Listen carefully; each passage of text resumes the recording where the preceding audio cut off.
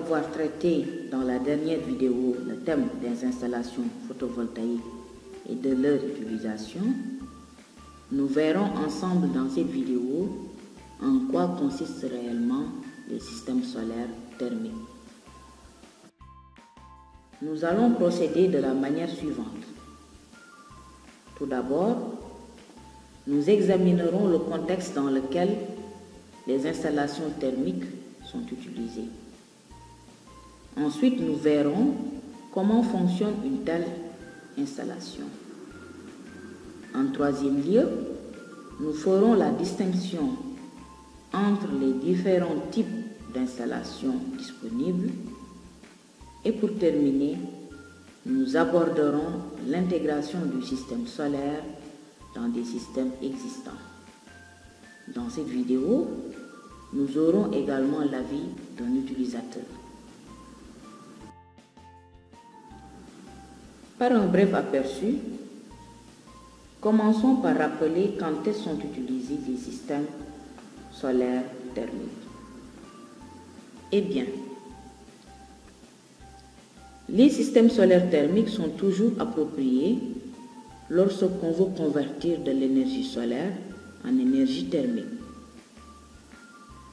Cela signifie que ces installations sont toujours utilisées lorsque l'on veut produire de la chaleur. L'exemple le plus connu de cette utilisation est sûrement le réchauffement d'eau sanitaire. Comme on peut le constater sur cette image, les installations solaires thermiques sont pourtant utilisées pour générer de la chaleur industrielle ou même du refroidissement solaire. Le fonctionnement des systèmes solaires thermiques est relativement facile. Sur cette image, nous voyons le processus de réchauffement de l'eau sanitaire représenté de façon très simple. Le soleil réchauffe dans un capteur en fluide caloporteur. On peut s'imaginer les capteurs comme un tuyau d'arrosage posé en plein soleil. L'eau contenue dans le tuyau est réchauffée par le soleil. Pour les capteurs solaires, il se passe à peu près la même chose avec le fluide caloporteur. Une pompe conduit le fluide caloporteur réchauffé au capteur solaire. Là, le fluide caloporteur transmet la chaleur au réservoir d'eau par le biais d'un échangeur thermique. L'eau sanitaire ainsi réchauffée peut à présent être utilisée. Quand le fluide caloporteur transmet sa chaleur par le biais de l'échangeur thermique, celui-ci se refroidit avant d'être redirigé vers le capteur où le soleil peut à nouveau le réchauffer. Quelle installation solaire thermique s'applique le mieux à mon utilisation et quelles sont les différences entre les installations? D'une manière générale, on fait la distinction entre les capteurs plans et les capteurs à tube sous vide. Leur différence se situe au niveau de la construction, du rendement et du prix. Les capteurs plans représentent la variante la moins coûteuse. Les déperditions de chaleur qui se produisent dans un capteur plan sont plus élevées que dans un capteur à tube sous vide.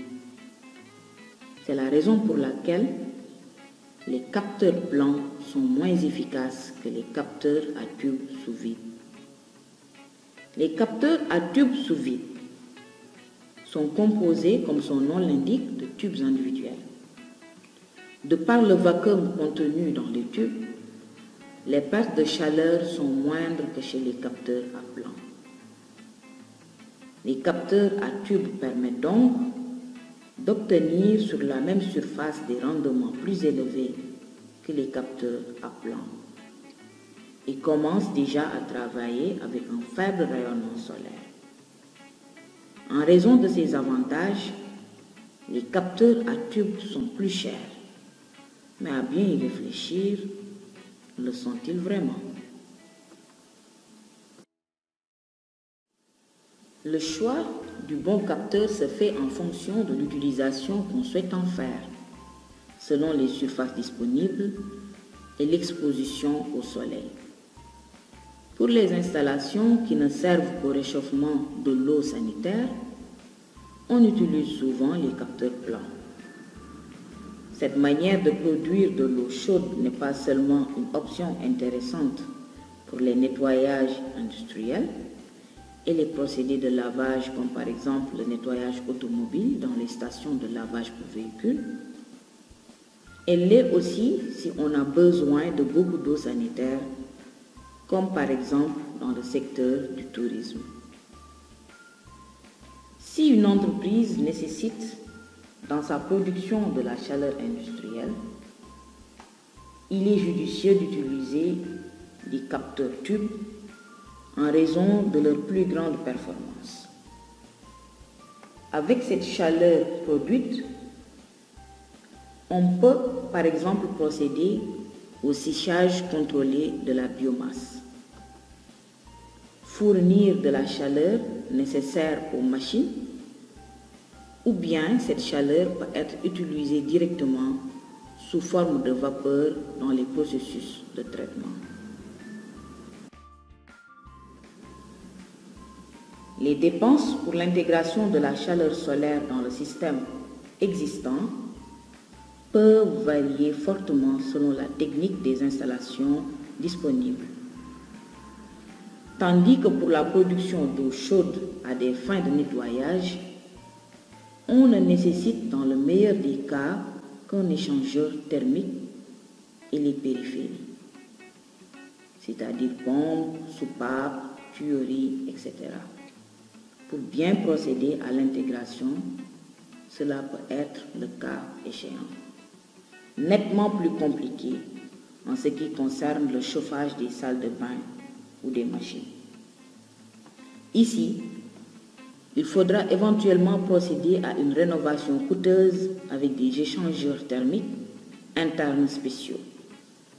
C'est un point à ne pas oublier lors de votre prise de décision concernant l'utilisation de la chaleur solaire. Après avoir compris en théorie comment fonctionne une installation solaire thermique et à quelle fin nous pouvons l'utiliser dans l'entreprise, regardons ce qu'en dit un utilisateur ayant quelques années d'expérience derrière lui. Alors là, c'est les installations solaires pour faire de l'eau chaude. Alors là en bas, on a une plaque qui a un circuit de l'eau dedans. Et en haut, c'est comme un ballon que vous connaissez pour avoir de l'eau chaude avec l'électricité, sauf que là, il est seulement pour stocker l'eau dedans. Il n'est pas branché avec l'électricité. Maintenant, comme l'eau chaude, elle est plus légère que l'eau froide, ça donne un circuit qu'on appelle le thermosiphon. Et ça circule jusqu'à l'eau est très chaude dans le ballon. Et là, n'importe quel moment du journée ou de la nuit, vous pouvez récupérer cette eau chaude qui est cumulée en haut. Et ça, c'est quelque chose qui est très efficace ici aussi et assez facile, et il n'y a vraiment pas besoin d'une grande entretien.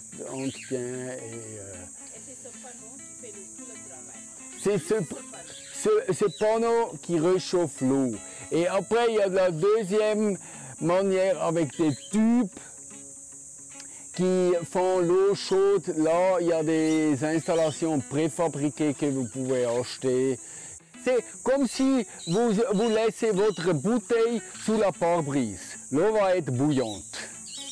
Et c'est le même système, seulement comme vous voulez qu'elle reste longtemps bouillante, on le met dans un ballon qui est bien isolé, comme ça, même le matin, quand toute la nuit il n'y avait pas de soleil, vous trouvez encore de l'eau chaude dedans.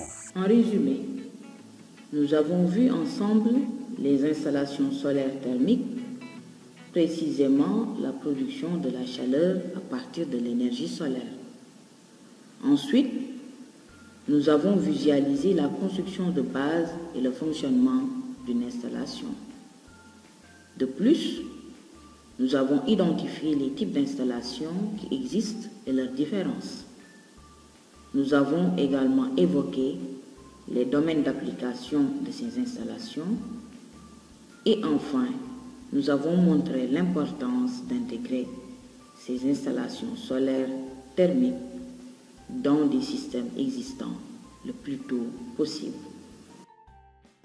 Maintenant que vous connaissez bien les installations photovoltaïques et le solaire thermique, il sera question dans la prochaine vidéo d'aborder les thèmes concernant l'entretien et la maintenance.